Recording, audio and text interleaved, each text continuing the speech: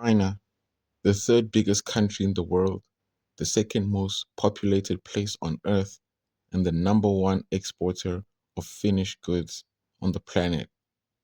In 2022, China exported goods to the value of 3.38 trillion US dollars, while number two was the US with only $2 trillion. The Chinese are a force to be reckoned with. But the question is, how did we get here? And what does the future hold for you, the everyday citizen? In today's Western society, its citizens are oblivious to the Chinese influence in their lives. From the phone or alarm that wakes you up to the vehicle or bus that takes you to work, Chinese manufacturers have influenced almost every single part of our lives. And the reason is simple: price. Chinese labor is cheap, and the Chinese people come from humble beginnings where most of the population was dominated by subsistence farming all the way until the 1920s. But soon after that, the Chinese became a manufacturing giant and the GDP began to accelerate. In 1978, an array of economic reforms was introduced. This, combined with the implementation of the Chinese Foreign Equity Joint Ventures Law, saw China's economy grow remarkably. Other key catalysts include reopening of the China Stock Exchange in 1992, as well as China rejoining the World Trade Organization in 2001.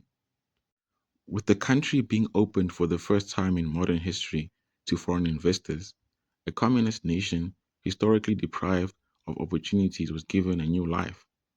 All these factors combined with the country eager to grow saw China's manufacturing industry thrived exponentially. The GDP for China was at 17 trillion US dollars in 2022, while it was only 1.3 trillion in 2001. That is a tenfold increase in about 20 years. Tenfold. Imagine that. Of course, there's no point in making money if you can't protect it. No country can be a powerhouse without a powerful military.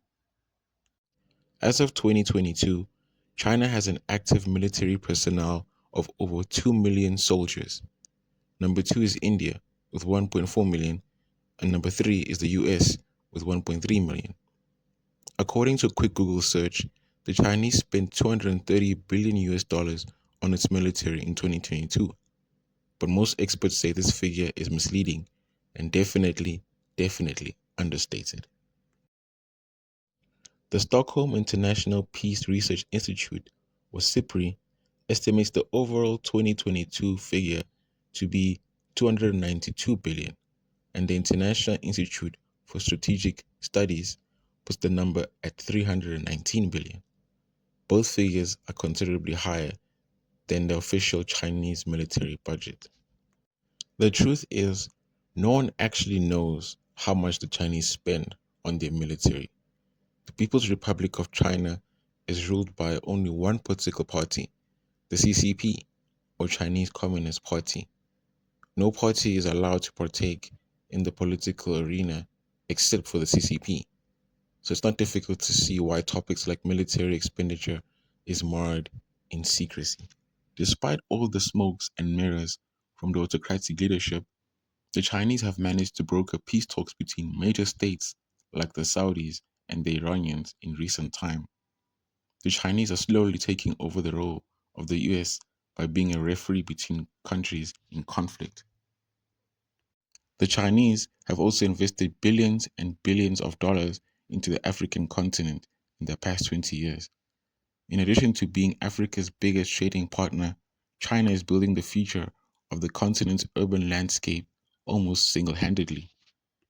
And in spite of rhetoric from US President Joe Biden and other leaders from wealthy countries on the urgent need to improve infrastructure on the continent, investment from those countries and international development banks has stagnated at levels far below what is needed. Between 2007 and 2020, China's two main overseas development banks invested 23 billion in infrastructure projects on the African continent. And this is according to a February 9th analysis by the Center for Global Development.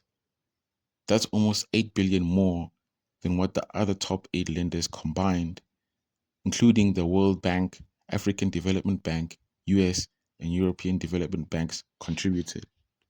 Africa is rich in minerals that are key and fundamental to the generation of sustainable energy, and China has fully jumped onto the bandwagon to invest and be at the forefront of renewable energy.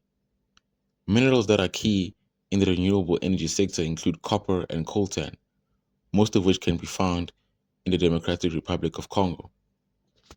Coltan is used in many electronic devices today all around the world due to its unique electrical properties.